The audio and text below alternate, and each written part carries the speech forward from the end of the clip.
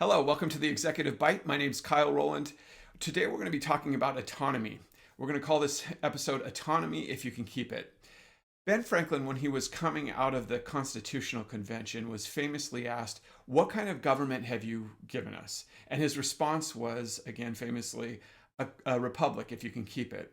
Now, the parallels here between our constitutional republic in the United States and the type of autonomy necessary to build great software is really a powerful one.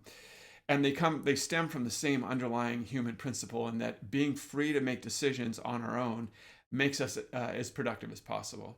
And so this is pretty well known in the leadership literature and in business literature in general, is that autonomy is an important, powerful lever that we can pull to really deliver more value better. Now, it's generally in business, but in knowledge work, it's even more important. And software development being the quintessential sort of knowledge work, without autonomy, you're really reduced to a single person development shop. So if a leader has to make a decision on every single point of decision in a software development effort, then all of the advantage of having multiple brains, multiple minds working on solving the software problem vanishes, and it all bottlenecks through the leader, and the throughput is then sort of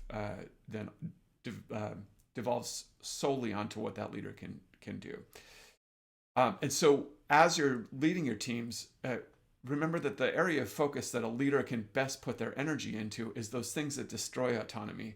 And those tend to come in the same four categories as we break down sort of the basic skill sets for software development. Workflow automation. If your workflow is not automated, you're going to have a hard time being autonomous. Architecture. If your architecture is not structured right, your team's going to have a hard time being autonomous.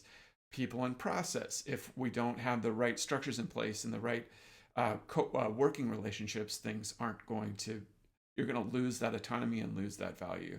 And then, of course, the craft that you're actually putting into the software. So whether that's how you're testing your software and how you're making it modular and building it with good taste, all of these things sort of contribute to fighting back the autonomy. Now, when we talk about these things, again, it's sort of easy to confuse. Oh, but Kyle, aren't you talking about getting involved in the day-to-day delivery? We need to separate those things. So when we talk about architecture or craft in the idea of the broader principle, we're not talking about how are we, quote, architecting this particular feature. We're saying, what is the emerging architecture of the whole system, or what is the emerging level of craft of the whole system? How readable and understandable is it in general?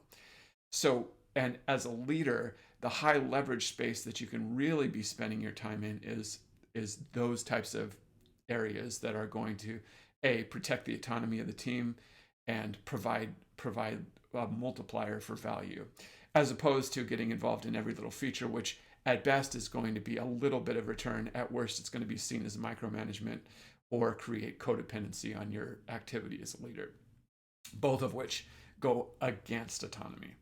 So again, as a leader, focus on these high leverage areas. Don't spend your time digging into the details of the specific features as much, and you'll find that you're really defending the autonomy and multiplying the value that your teams are creating. So this has been the Executive Bite. I'm Kyle Rowland. Thanks for your time.